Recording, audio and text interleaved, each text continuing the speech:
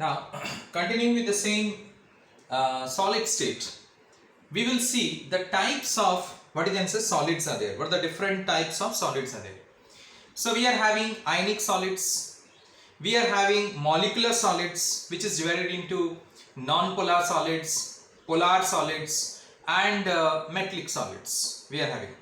Next, we are also having that is your nothing but covalent solids, and we are having that is hydrogen bonded solids. We can say that. Clear? Now, first we'll come to ionic solids. The first one is your ionic solids. So, ionic solids. Now, the ions, the constituents of the ionic solid are the ions. Definitely cations and anions. Ionic solids means like sodium chloride, potassium nitrate. These are ionic solids because generally ionic compounds are solids only. We can say that. And the forces which holds this ionic solids is nothing but you can say Coulombic forces, or you can say electrostatic forces, which holds the ionic solids together. We can say Coulombic forces or the electrostatic forces. Achha. Now next is coming to the ionic solids, the properties. You will find the ionic solids, they are very hard. As I said they are held together with very strong electrostatic forces or the Coulombic forces. Ionic solids have high density. Alright, ionic solids, they are poor conductor of electricity in the solid state. Why? Because in the solid state the ions are not free, hence they are poor conductor of electricity in the solid state. But they are good conductors of electricity in the aqueous solution state or in the molten state. They are good conductors of electricity in the aqueous solution state or in the molten state. That is, in the molten state or aqueous solution state, they conduct electricity. Why? Because the ions are set free there. Due to the availability of free ions, they conduct electricity. We can say that. Ionic solids. They have very high melting point and they are soluble in polar solvents. Just now you said it, they are soluble in water. We can say that. They are soluble in polar solvents, but they are not soluble in non-polar solvents. We can say this is about your ionic solids, so to say. Now next is your, after that we will come to the molecular solids. The second one is your molecular solids. Now molecular solids, we are having of three types. The first one is your non-polar solids. First one is a non-polar solids. Now non-polar solids, what you find is that in case of non-polar solids, the name itself it says non-polar, the constituent particles are atoms, basically the constituent particles, and they are held together by London forces or dispersive forces. In case of non-polar solids, London or dispersive forces, this London force or dispersive force, it's a weak force which holds the atoms together. Which holds the atoms together. They are called as London forces or dispersive forces, a weak force, we can say that. Now, which examples we can give it? We can give the your nothing but the inert gases. We can give that is your iodine. We can say it comes under this London force or dispersive forces. The atoms of the iodines are held together by the dry ice. That is your carbon dioxide. We can say methane. Alright. Now you might say that dry ice. Yes, dry ice solid carbon dioxide. Now methane is the gas. Yes, it's a gas. But when you solidify it, I said you. When I am talking about solids means you need to understand that even if it is existing in the gaseous state or in the liquid state at ordinary conditions, but under certain conditions, remember, under certain conditions they exist in solid state. So that particular state I am talking to you. That particular state I am talking to you. These solids, they are soft solids. They are insulators, they do not conduct electricity because atoms are present and atoms do not conduct electricity. Remember it. Ions are responsible, or free electrons are responsible for the conduction of electricity. So they are insulators, they do not conduct electricity, they are soft solids, we can say that. They have very low melting point, non-polar solids. No? The atoms are far apart from each other, so easily you can melt that particular solids. Easily you can do it. Alright, like your dry ice, that is solid carbon dioxide. It's a sublimable substance. It sublimes at room temperature. It changes from solid state to the gaseous state, isn't it? So that's it. We can say that. It has got low density, and as I said, it is volatile in nature.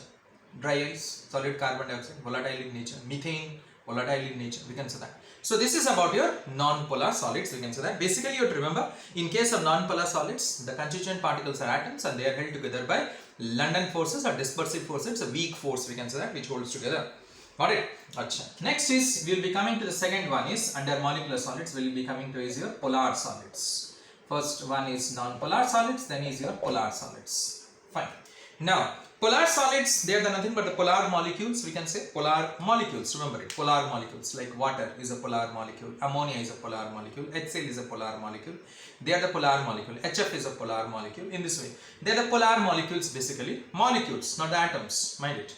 Now next is, they are, these molecules are held together by what forces? Dipole-dipole interactions. Alright, some forces which you have studied in class 11, dipole-dipole interactions, dipole, na? Alright, what I said you? HCl. So HCl, how it is HCl? See, it is nothing but H and Cl. So H del plus and Cl del minus. This is one HCl. Another HCl is held together by, what is that? Same thing, HCl del plus and Cl minus. You have read it in class 11, all these things. So in between this dotted line, you can see, what is this dotted line? It's nothing but the dipole-dipole interaction, because this is a dipole, this is a dipole. Dipole and dipole interactions, you can say. Otherwise known as Kisam forces. Kisam forces, we can say. Now, example already I gave you, that's HCl, HF, ammonia, SO2, all these things, so you can say that. They are a soft solid, they are also insulators, because molecules are present, they are also insulators, but they have got comparatively higher melting point or boiling point compared to this non-polar solids. Of course, as it's solid, we will not consider the boiling point, we will consider the melting point only. So, compared to the non-polar solids, they have got a higher melting point, we can say that. Got it? Compared to the non-polar solids. Clear? Now, next is, they have also got density higher than that of the non-polar solids. Next. After that, we will come to the next one is, the third one is here, hydrogen bonded solids. Hydrogen bonded solids. Hydrogen bond, simply. Hydrogen bonded solids, we can say that. The name itself, it's, what you can say, the heading itself, it gives you idea what is hydrogen bonded solids. Alright, the heading itself, it gives you the idea. That is nothing but the molecules or the atoms are held together by hydrogen bond, we can say that. Rather molecules, I should say, not the atoms, the molecules. That is one molecule of water, another molecule of water. What is that? Hydrogen bond. Alright, one molecule of HF, another molecule of HF. What is that? Hydrogen bond. Alright. Yes, so you can say that, sir, water is coming under polar solids as well as hydrogen bonded solids. Yes, why not? Because water is a polar solvent. And water has got intermolecular hydrogen bonding in itself, we can say. So they are coming under hydrogen bonded solids, we can say that. Clear? So the same example you can give it for both also. If it is existing, like HCl, we cannot give it for hydrogen bonded solids, because in HCl hydrogen bond is not there. HF hydrogen bond is there in HF. Understand it? You have read it, all these things. Got it? Now next is, they are also soft, they are also insulators. They have comparatively higher boiling point or melting point compared to the polar solids. We can say hydrogen bond, because hydrogen bond is a comparatively a stronger bond compared to dipole-dipole interactions. Alright, hydrogen bond is comparatively a stronger bond compared to dipole-dipole interactions. Okay, so this is all about your molecular solids, we can say that. This is all about your molecular solids, the three types of, we can got it. Now next is, we'll come to the another type of solid is your covalent solid or network solid, we can say. Covalent solids or network solids, we can say that. So in case of covalent solids, the constituent particles are the atoms, the constituent particles. The covalent solids are the network solids. And as it's saying covalent, what sort of forces will be there? What sort of bond will be there? Definitely covalent bond. The atoms are held together by covalent bond. Got it? Because the name itself like hydrogen bonded solids. What bond? Hydrogen bond, we can say that. Like polar solids, what bond we can say? Dipole-dipole interactions or Kisam forces. In this way, from the name itself, many things we can conclude, because all these things you have studied in the lower classes somewhere. So in this way, covalent bonds. Example, we can give like carbon, that is your diamond. Then under the allotropes of carbon only, we are having graphite, we are having sand, that is silicon dioxide.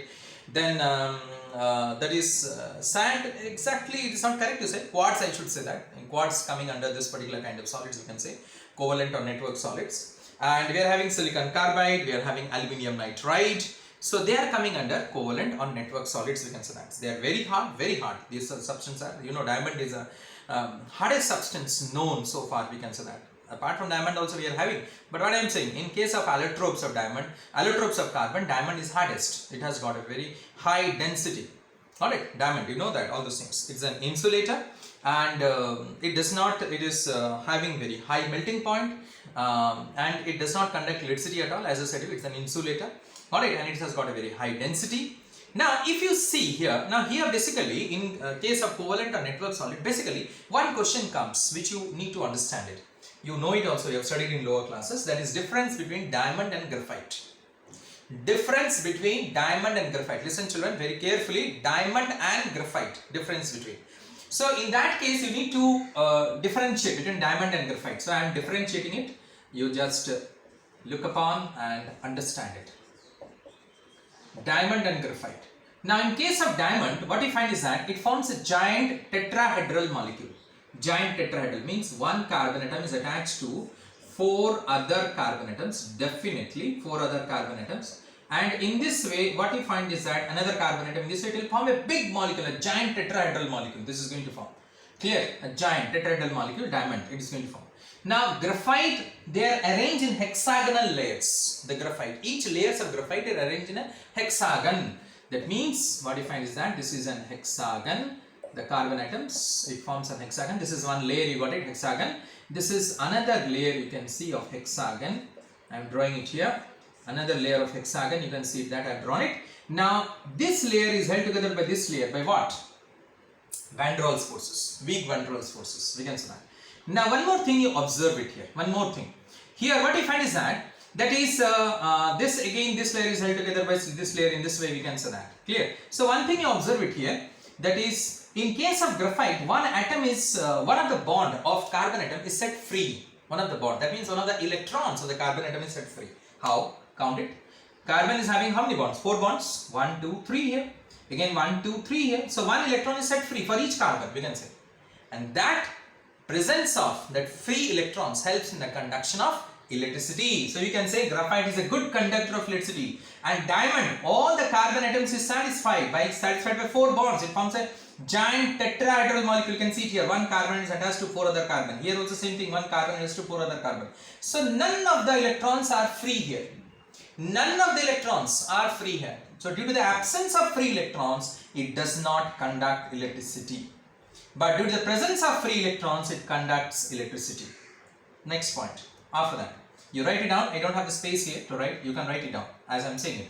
Now next is, as I said it's a strong bond. It's a tetrahedral force, a strong bond. But in graphite you can see the hexagonal layers. It is that. What is that? I said 2 hexagonal layers are held together by weak Van der Waals forces, due to which you can separate one layer from the other. And as you can separate it, graphite is comparatively softer than that of diamond, and hence graphite can be used as a lubricant.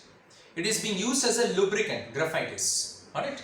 And diamond, it is used for cutting purposes. Cutting of what? Cutting of rocks. It's so hard. It is used for drilling.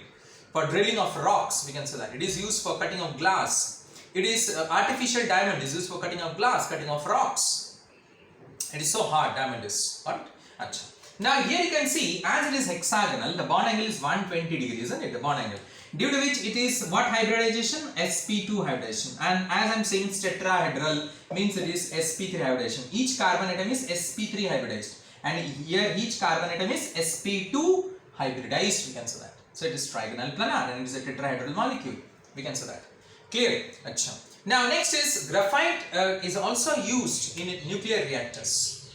Alright, graphite is used in nuclear reactor as what? Moderator. We can say that. Graphite is used. But diamond, no, we don't use diamond in case of nuclear reactors. But diamond is very high density, it has got a very high refractive index also. It is used in jewelries and all these things, we can say that. It is used for cutting of rocks, drilling of rocks, cutting of glass and all these things, we can say that.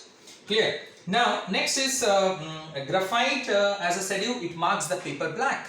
You know that. It is used in the lead pencils, graphite. It marks the paper black, but diamond, no. It has got no such properties, we can say that. Now, graphite does not have a luster, but diamond has got brightness, isn't it? Because it is a high refractive index. It suffers total internal reflection and it shines, diamond. Alright, it shines, diamond is. Alright. So in this way, they have got extremely high melting point. Definitely, they have got extremely high melting point. Their bonds are directional in nature, we can say. It's a directional bond, we can say. In this way, you can differentiate between diamond and graphite, so to say. We can say that. Clear. The next one, the metallic solids, the last one. The metallic solids in which the metal atoms are held together by what you can say, metallic bond. In case of metallic solids, the metal atoms are held together by metallic bond. What is a metallic bond? Metallic bond means it is a simultaneous force of attraction between metallic kernels and that of free electrons. Again I repeat, metallic bond is a simultaneous force of attraction between metallic kernels and that of free electrons. It is known as a metallic bond. What I said? Again I repeat, it's a simultaneous force of attraction between metallic kernels. Now what is metallic kernels here? Let us say this is a surface of a metal. Alright, surface of metal. Now these are the free electrons which are being present here. The free electrons which are being present. Now next is what you find is that when these free electrons it loses. Alright, it loses one free electrons. Now free electrons are present where? In a metal outermost shell. From the valence shell it loses electrons. So when it loses electrons, what happens? It develops positive charge. So what is that called? That is called as a kernel. So kernels is there in between K, we can say. It is there in K, between what you can say, that is free electrons and this. So what I said, it's a simultaneous force of attraction between metallic kernels and that of free electrons. So what is it, metallic kernels then? I said you, it is nothing but a space which is created when a valence electron is being lost from the surface of the metal. It's a space created. So what that space, what charge will be? If it is an electron is lost, definitely it will be positive charge. Electrons is what charge? A negative charge. So there is a force of attraction. Definitely a simultaneous force of attraction is created between metallic kernels and that of free electrons. And that particular force is known as metallic bond. This is known as a metallic bond. This is said to be as a metallic bond, we can say that. So in case of metals, we are having the metallic bond, a simultaneous force of attraction between the metallic kernels and that of free electrons. I think you have understood. Now, where you find this metallic bond? Name itself, it says metals. Sodium, potassium, all the alloys, all the metals, copper, gold, silver, everywhere you can find it out. It's metals, they are good conductors of electricity due to the presence of free electrons, we can say that. Got it? Now, they are having metallic luster, they are sonorous, they are having high melting point, they are having fairly high melting point, quite higher melting point, we can say that. They are malleable, they are ductile, got it? And so on. They have got a metallic luster, got it? All these things I've discussed with you, and you also know it. What are the properties of metals? So in this way, these are the different types of solids we are having. Starting from ionic solids, then we are having molecular solids, then we are having covalent or network solids, and we are having the metallic solids. I hope you understood this. Thank you.